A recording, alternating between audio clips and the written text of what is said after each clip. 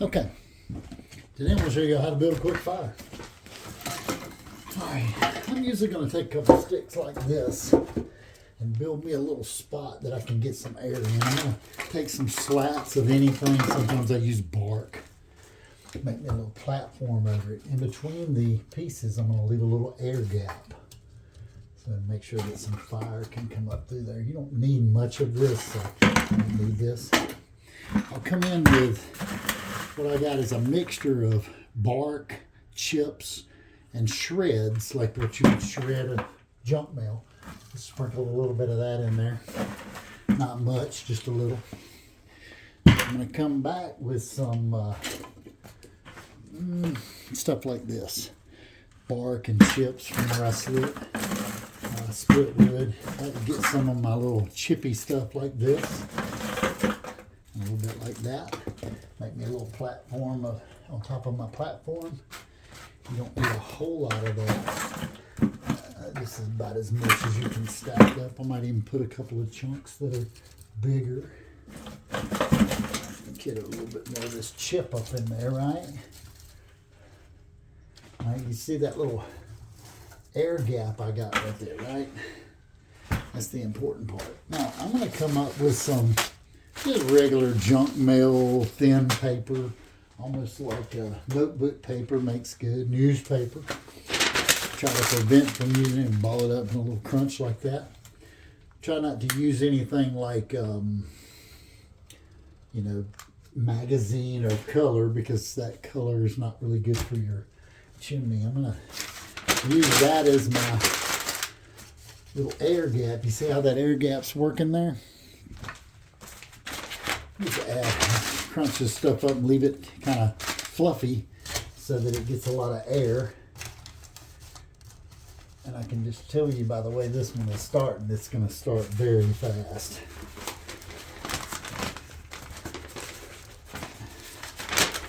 I may even start going like this.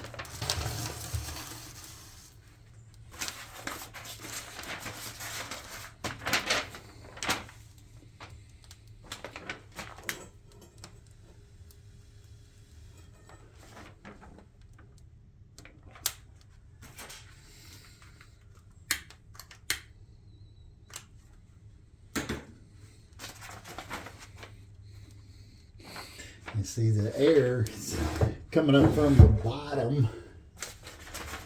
I'm leaving this little air gap there to make sure that I can have a place to get my heat source, because gathering up this heat is what will keep your fire starting to blaze. 3 components of fire: oxygen, fuel, and of course kindling temperature, and that's what we're getting right there. Well, I would say that's pretty much started, but I don't want that thing to lose its heat. I'll go ahead and use a couple more. It looked like that was a church hymn of some kind. Oh, this was junk mail that came from my aunt.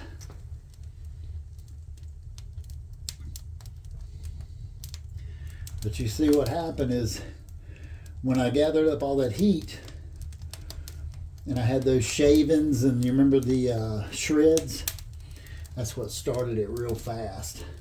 There's no paper or anything up in that top part. But yeah, if you just take this right in, keep that air going right there, that will help you keep your fire going. And once you get some flames, as you can see, the fire is started. Now, I won't waste my little stuff, but I'll go out here and get me just a regular old log.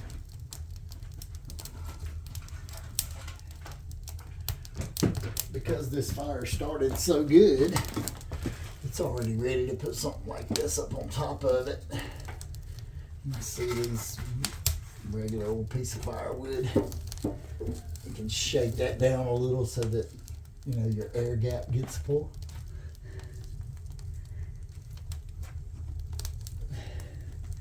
And there you have it. Got a nice blazing fire real quick.